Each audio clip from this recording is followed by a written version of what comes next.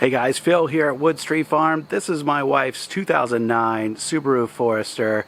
It has the 2.5 liter 4-cylinder engine and it's developed a little bit of a rough idle. We'll see if we can recreate the cold start rough idle that we've been experiencing with the Subaru. If we take a look at the RPM meter there, we'll see if it does it. Alright, so we'll see if I can go in reverse here, see if that does it. Pretty smooth right now. Down into drive. Spin that back around. Yeah. Really not doing it right now, but like I said, it's intermittent.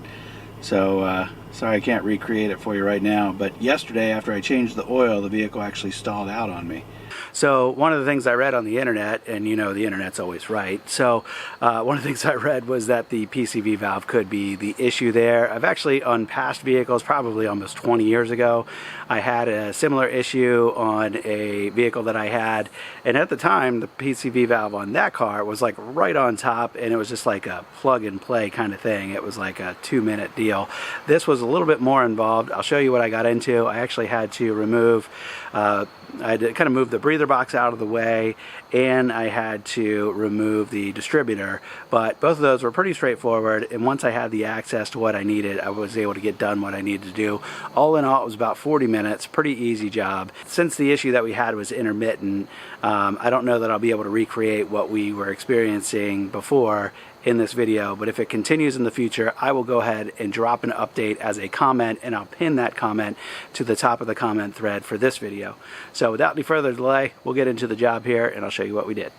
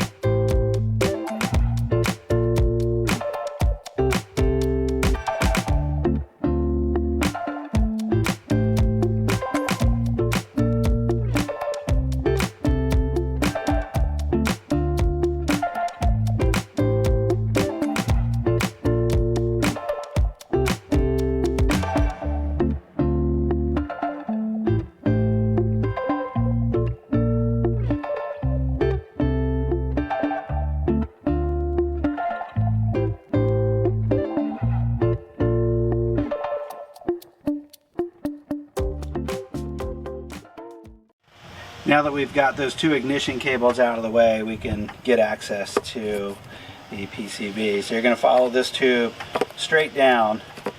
That thing down in there. See that? See that rusty thing? We're going to try to get a socket on that. So let's try.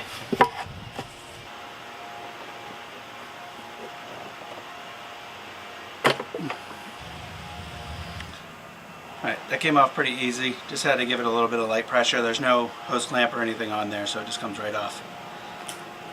My new PCV is a 19mm socket, so I'm going to try that on the old one. Hopefully it's the same, and hopefully this reaches. Yeah,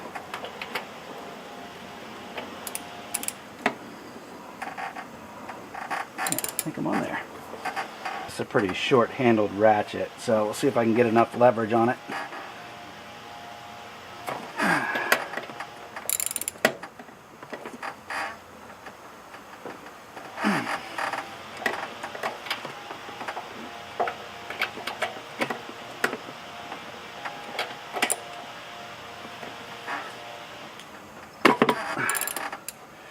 That doesn't feel right.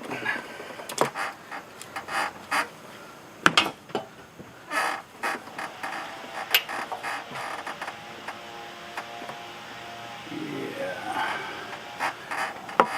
Let's see it. I'm rounding it off a little bit.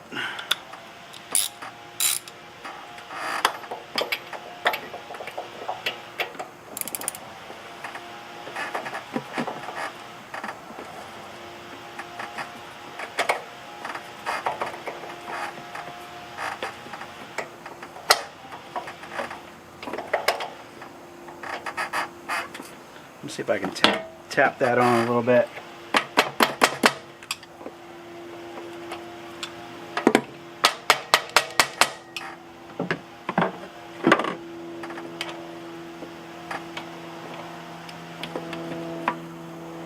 If I had a slightly longer extension, I'd clear it, but right now my ratchet is right in the way of that. So I'm going to lift this off, this breather box off, and see if that does anything for me.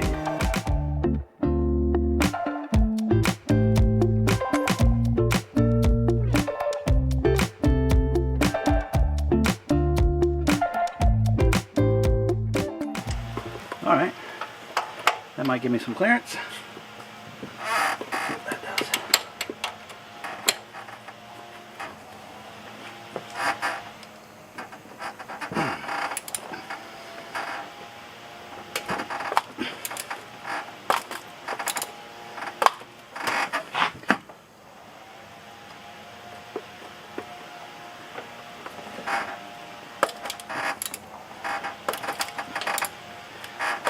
Tell you what, something down there does not sound good.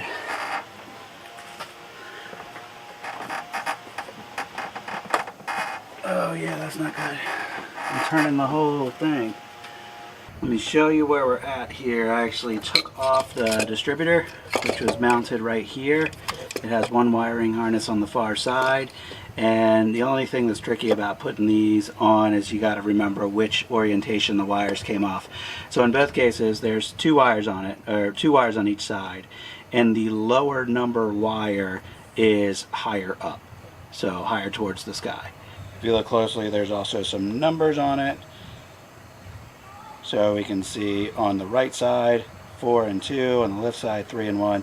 But anyway, as it's situated in there, the lower numbers go up towards the hood, and each of your ignition wires, especially if you're running factory wires, they all have numbers on them.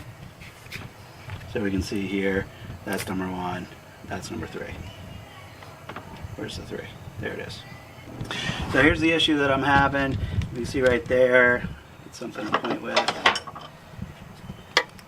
Behind this hose, this is what I'm trying to remove here. But that thing down below it is turning as I'm loosening this. So I'm trying to figure out a way I can get a wrench on this thing down here.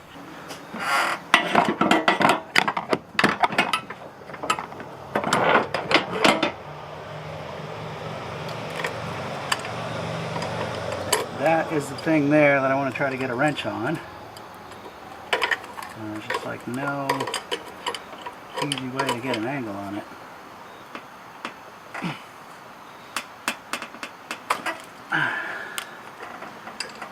Alright. Still not really enough room. A whole bunch of wiring in there. Well, let's twist it like that and see what we get.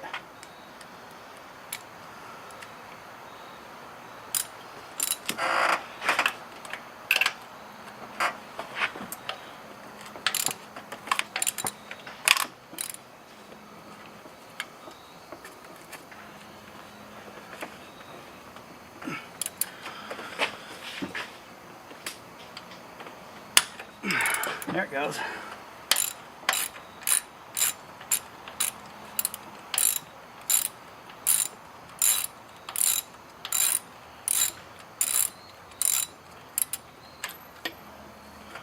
All right, get that out.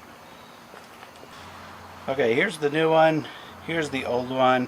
I actually don't think the old one's bad, but we've never replaced it in 50,000 miles. And my understanding is when these go bad, there's a valve inside that won't open or close properly. It either will stick open or stick closed. This one you can actually, maybe you can hear it, maybe you can't, but I can feel it moving around when I shake it, and it doesn't feel too much different than this new one. Though the new one you can hear it a little bit more. But this is a cheap part, less than $20. So since we're in there, we'll go ahead and replace it, and we'll see if our intermittent rough idle issue goes away.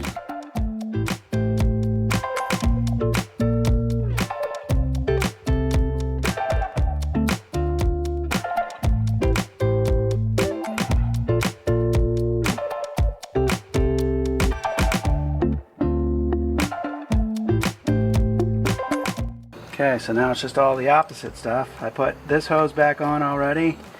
I can actually go ahead and put the next one on, but I want to get my starter on. and it was oriented this way. There were only 3 bolts holding it on. Down on the bolt hole closest to the engine block, there wasn't anything there. And put my connection back on.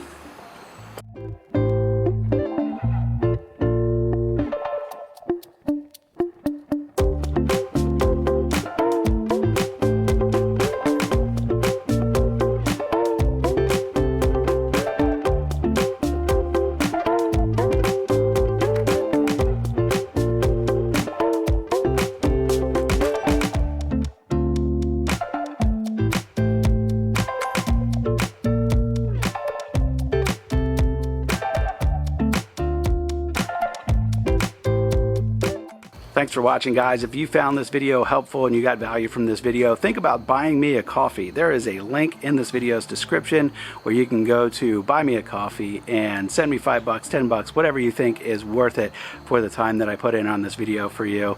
I know I shared a couple things that I encountered along the way, and hopefully you found those things helpful. That's going to be it for today, guys. Thanks for watching. I'll catch you on the next one. Bye-bye.